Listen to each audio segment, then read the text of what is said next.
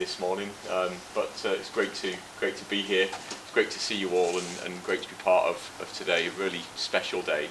I recently started in my role as superintendent for operational response policing across the North Bank. So I live in Grimsby. I have responsibility for 24/7 999 response policing, but also the management of our custody suite over in Clough Road.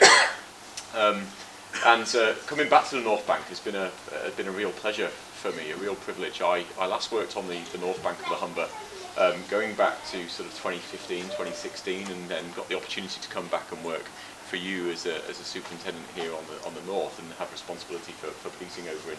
Oh, look at this, some pictures. Oh, how exciting. Sorry, I didn't mean to distract you. It's quite all right, no problem at all. Yeah, we have responsibility for 24/7 policing at Bridlington.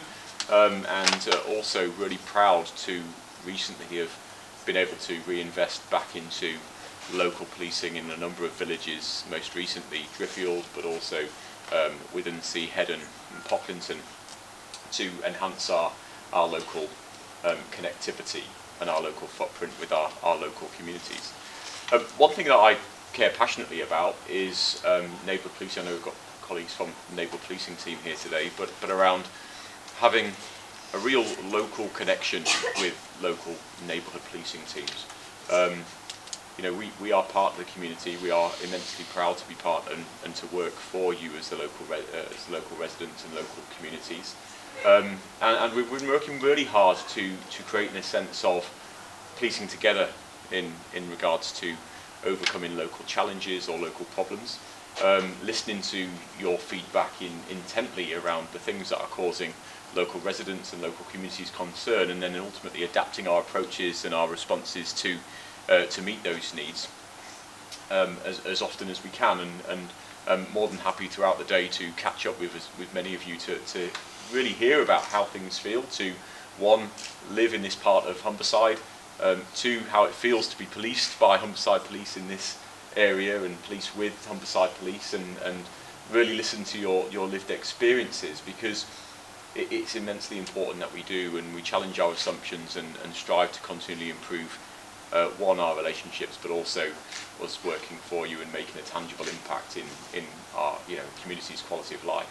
From Humberside Police's perspective, we were really proud from last year to through our HMIC inspections to be graded as outstanding in many aspects, but actually recognise that that's very much a checkpoint in that moment in time, and actually do we get that outstanding level of service for every member of the community and every victim of crime at every opportunity? And I think it's fair to say we don't. And so we're certainly in this position at the moment as an organisation of never settling until we absolutely do, and continually striving for improvement in every aspect of whether that's the quality of service around responding to a 999 call or responding to an initial report of crime, or whether that's in respect of local engagement, visibility and accessibility. It's absolutely vitally important that we continue to strive to improve, and part of my role is to support my colleagues, but also at appropriate times provide challenge to be able to do that. And again, really proud to be able to be in that position to do that. So I'm really lucky and really looking forward to today. Thank you for allowing me to be part of this, and Rosalind as well, thank you. Okay. I don't know if anyone has any questions, or whether people want to ask throughout the day, or opportunities to catch up throughout the day, but events such as this are really important.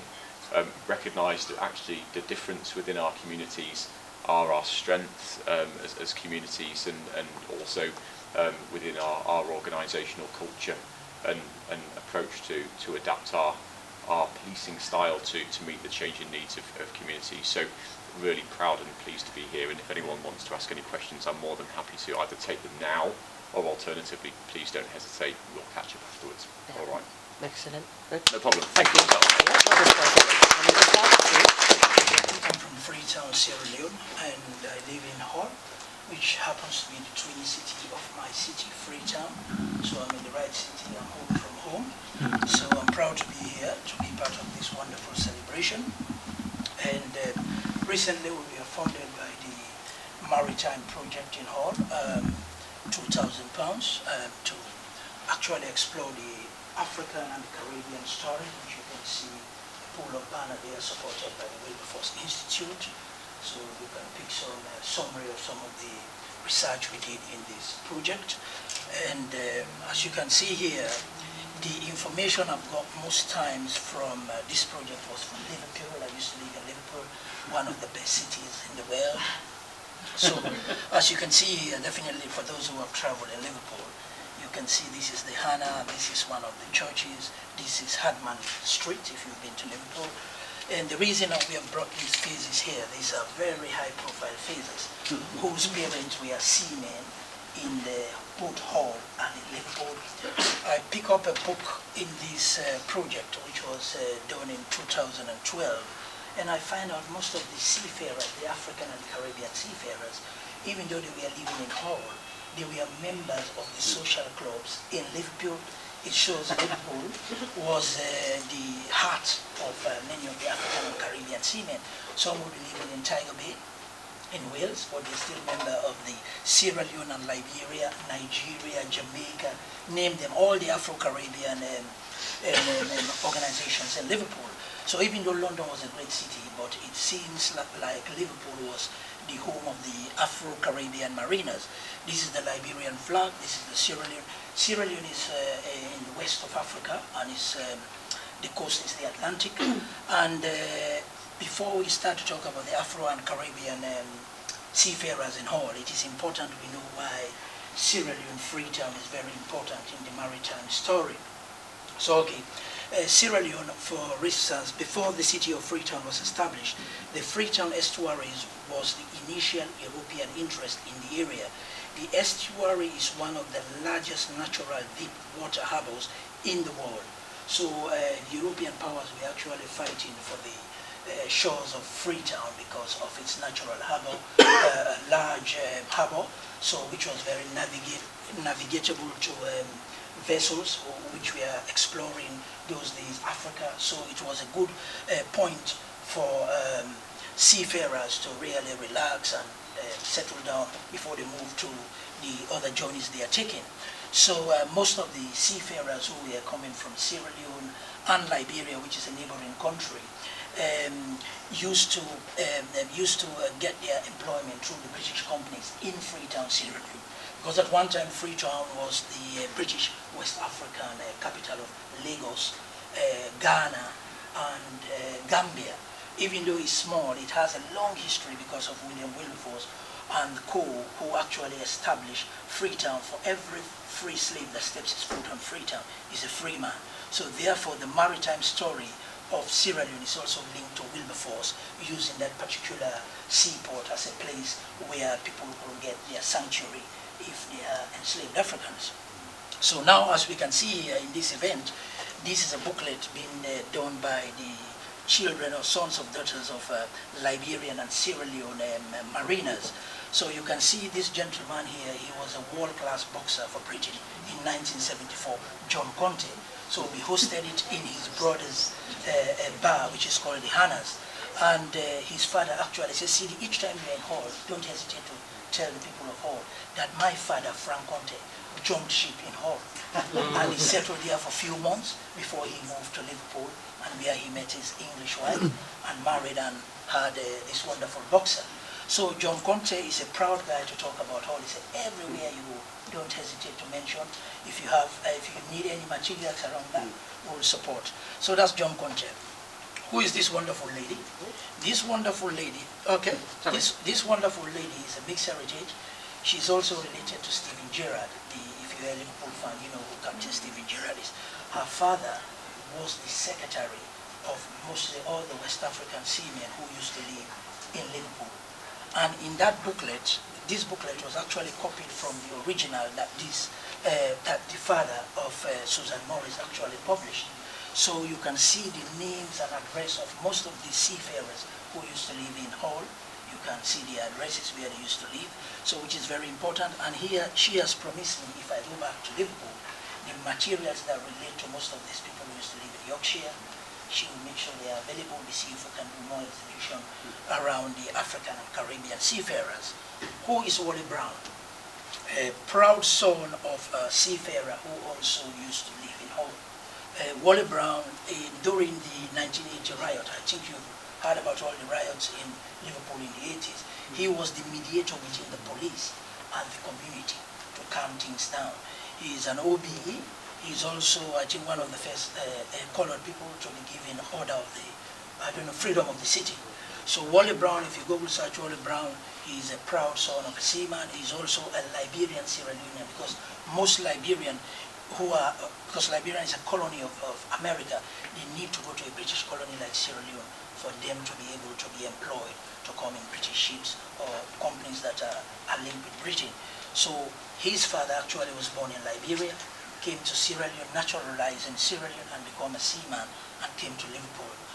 His father also had a lot of friends in Hull when he was giving me an interview. So ladies and gentlemen, so now back to Hull. So most of these seafarers who are from Jamaica, who are from Sierra Leone, who are from Liberia, when they come to Hull in the 60s, 50s, 70s, we all know how difficult it is as a colored person to enter into nightclub in them eras. Because I don't want to go too deep into the racism at that time, but you'll find a plaque, no Irish, no blacks, no dogs. This was a difficult time, but this was a safe haven for African seamen in Liverpool called the Victorian. As I said, you can see the Victorian Coffee Club. There was a lot of crime there, though, according to Professor Nick, Dr. Nick, who have looked into some of the history of cases in this particular place. But it was a safe haven for them to socialize, relax when they are in Hull. Thank you very much. Okay, this is one of the first mosques in the Hull, and some of the mariners also who are into their faith will use this particular mosque as a place of worship. Okay. Okay, in the exhibition also we have many British mariners who used to come to Port Harcourt, Nigeria. We had a gentleman who is a student at the University of Hull, who also told us some stories about the relationship between Britain and Port Harcourt, which used to be a very popular seaport for British explorers and British businessmen. And Britain has influenced this community so much that sometimes when they dress, they have bowl hats. Just like the Caribbean, if you look at the Caribbean seafarers in Liverpool in the past, if you look at their picture, well dressed with European standard. So the people of Port Harcourt in their wedding, they will have a bit of European outfit like their hat, then an African top. So they have a lot of influence in the mariners. So this was the exhibition launch of this small exhibition we did. You can see, of course, Rose and some of our community leaders from Nigeria. He's from Algeria. David Okweze, also his father actually was in Liverpool when they migrated to Hull. So they live happily in Hull now, Nigerian heritage. He was born in Hull, but the father used to live in Liverpool. And he's one of our most trusted police officer in Hull, which is Paul. If we have problems with the police, he's the first we can contact. So, ladies and gentlemen, this is my short story, as I promised to keep it very short. If you want to explore more what we do, and you can read a bit of story about us there. Excellent. Thank you. Yeah. So basically, I used to say since the Elizabethan period, our region had a maritime community, and that was because we could name the African mariners who came to this area, particularly Hull, as the largest port. Just outside the harbour here, in 1790, some black mariners landed during the Napoleonic Wars and were documented as landing here too, in Bridlington. But recently, archaeologists at our university have discovered not just the coins of, but the story of the first African empress of Rome, who came through Brough, East Yorkshire, in 200 AD, so 1800 years ago. So in response to your response, we do need to look beyond Windrush, particularly in Black History Month, because this region has 1800 years of Black history, if not more, and more stories need to be expanded. The maritime story, the mariner story, is without doubt one of the most well documented, because often with his Black history, the only way the official records document Black presence is if they transgress the law, and therefore they appear in the official records. Mariners, though, were a constant presence in our great cities. Hull was not as directly involved in international trade with Africa as other places. We say thank goodness because of the slave trade, but we were involved with imperial trade with Africa, and particular Sierra Leone as well too. Thank you. Initially, some of the earliest black mariners settled in the marina, modern-day Hull, in the heart of Hull. And this is one of the earliest black mariners we have documented in the city. We don't know his name. We just know he's described by the N-word, and that's why I was able to locate this image. But very much it represents the presence of the black community, who were not just being photographed at the harbour side, but also across the length and breadth of the city. But without doubt, the area that I knew best, the area that the black community was strongest in, was the Midland Street area, just near to the Paragon Street area. My family were part of or married into this black community, although they largely forget this. And also the community was also remembered as being very inclusive of Jews, of Arabs, of Muslims, of Africans. But at times there was also periodic outbursts, and this year marks the centenary of some of those outbursts. So we need to acknowledge racism is not new. It's at least 200 years old, certainly 100 years old in our region as well. Sorry for the flicking. The official record, though, too, also records or documents through newspapers, if you're looking for further stories, positive stories too. I don't quite know how someone knows what someone was saying on the telephone 100 years ago, but the fact it was that this marriage proposal references some of the dialect of Caribbean migrations too. Also shows that proposals of individuals were taking place in terms of that story. Okay. So for those, I'll let you quickly read that. For those who can't read it, others will retell that story later. Okay, thank you. Next one. Intermarriage was the way forward for many people, and I think this is why the story is being lost. Over the summer, my family spent 1 solid hour berating me, asking just how genetically black are we? And I said, we're not. And they said, we must be. It's just a known fact that we are all black. There is a black gene in us. And so I don't quite know what that is. They often say the hair. And if you're looking at mine, clearly that's quite well forgotten.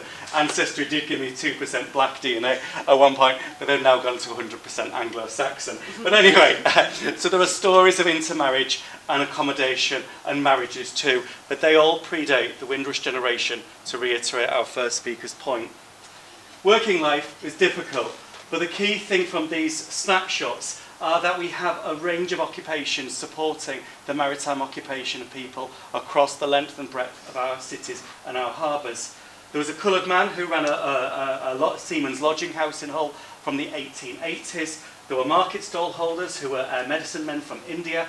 There were other people who were music hall artists, and thankfully no colour bars in any of our music venues across the region, although an accusation of one on Hull, the Ness Road in Hull, which I won't mention. But by far, most people were employed with the arrival of the steamship. The steamship provided a space through which non-white mariners particularly were occupied in below-deck occupations, occasionally in stewards too. Okay. Criminality, though, is the thing that gets remembered. Not that people were being the victims of persecution, but that occasionally there was black incidents of criminality. And this is, I think, something we need to address, but something that the African in Hull and East Yorkshire project by Gifty Burrows has done a brilliant job raising awareness of. Gifty, just in case you've not already met her, officially asked Filey Town Council in 2016 for a plaque, in 17 and in 18, and every time was told, no, no, no. So keep up the good work in fighting for that. The social life, though, was the way that we can also see what happens with what individuals did in their spare time. Yes, there were mariners, but we occasionally know their names, but what do we know in terms of their occasional pleasures? There were international wrestlers who competed. There were lion tamers, as Gifty's highlighted, but there was also music of black origin, jazz music, of which there were complaints of in the streets of Hull in the 1920s. And my favourite place was the Café Continental in Osborne Street, in which black Arab mariners were actually occupied. And this is where my family developed a romantic relationship. And that's why some of my cousins are 75% black African in terms of their gene pool. Okay. But without doubt, my favourite one is my direct relative. This is the Welsh lady, Mary Alley. Doesn't sound very Welsh. Her forename, Mary Lloyd. That's more like it. and she ran a coloured lodging house for seafarers in the 1930s. So I said a century ago there was particular outbursts of prejudice towards black mariners. Thankfully that didn't last long. By the run-up to the Second World War, so we say it hearing again about the lead-up to the war effort, but these black people were often met and accommodated and often married within other communities too. Mary and her relatives, who I've just got in touch with, who now live in California, had this lodging house, which was a fantastic story. My great aunt told me all about this story when I was a kid. Her son, though, unfortunately, an ex-police officer for the Humberside Police, doesn't know this and said, I don't know why all these black people are here. So it's quite interesting how even within families where there are intermarriaging, racist pigs can surface, and thankfully my mum quickly gobbed off and shut him down for such bigotry in front of my daughter. So there are responses, positive and negative, within all families, and I think this is what we'd like to tease out more. But the fact there was the alley boarding house in Lower Union Street, just off Osborne Street in Hull, a stone's throw from Paragon, show how Hull became, in certain areas, a multiracial, inclusive space in which jazz could be played, in which people could meet other people, in which interrace relations were championed and respected. Okay. There were also, this is just Osborne Street, in case anyone knows, the presence of non-white people shouldn't be seen in isolation. Osborne Street was the nearest that Hull got to a ghetto. There were churches from the Danish church, from the Norwegian church, from the Finnish mission, from the Swedish church, for two synagogues of different persuasions who argued with each other. There was Roman Catholic missions, there were Methodist missions, there were also Anglican churches as well. So there was a cornucopia of different races, and like Ros said with ACES, that inclusivity is something we should all champion. My family's coloured lodging house for mariners is just around the corner here, and so we get very much this story and this forgetting. My family's story, though, ended prematurely because they were bombed in the Second World War, and that bomb removed them and their story and their archive from our family's collections as well. There were other members of the family too, and closer to the marina on Mightingate, there was Muhammad Ali, who was a seaman, so you can see he was a typical role, a donkey man in the engine of a steamship. And then there were other mariners who occupied in that family too. This was another member of my family as well who was in there. So what we see are, there were lots of lodging houses which are often forgotten. Hotels are remembered, probably because they were posh. You got married there, you had a wedding reception there. But lodging houses too responded to the particular needs of mariners of all colours, of all faiths, when they needed shore-based respite. Thank you. And in case you wondered where that is, in Holy Trinity, this is the family's lodging house, which has survived to this day. Okay, so to conclude, I'm going to rush because the city needs to be somewhere else and I'm his driver. Okay, Hull's role as a mass migration port has been well documented online, on telly, and in heritage across the city. Hull's role as a steamship port is celebrated everywhere. Hull was the third port of England, but other ports across East Yorkshire, Bridlington, Goole, across the Humber, in Grimsby too, have also got these stories that we should describe as well. Why we forget those stories is perhaps because poverty actually created an erasure. Poverty often meant that many people didn't have elite records to be kept, elite stories to be told, elite professions to be emulated or respected for. But hopefully in this rather quick storm through the history of Hull's interwar black community, we can see that the black community of our region is rich, nearly 2,000 years old, and indelibly linked to the rise of our region as a great maritime region. Thanks for listening. When you get down to it, we all have culture, we all have feelings, we all have beliefs, we all have religion, and sometimes you don't even know in your family what you actually have in your family. But I'll bring Cecilia up. I've actually probably have a Chinese uncle-in-law. My mum came from a family of 12, very small family. I've got a Hungarian brother-in-law, and we have Indian in the family as well. And if I be brutally honest, I normally identify as black, but I'm actually, my great-grandmother from my mum's side is actually East Indian, and the grandmother from my dad's side is actually Amazonian Indian. So I'm not exactly completely, but it's a lot easier to just say I'm black. I suppose I could say I'm an Amazonian queen, but close as I get. But the thing of it is, it doesn't matter what blood is running through your veins, but as long as you're kind to each other, That's the main That's message that it is. Yeah. So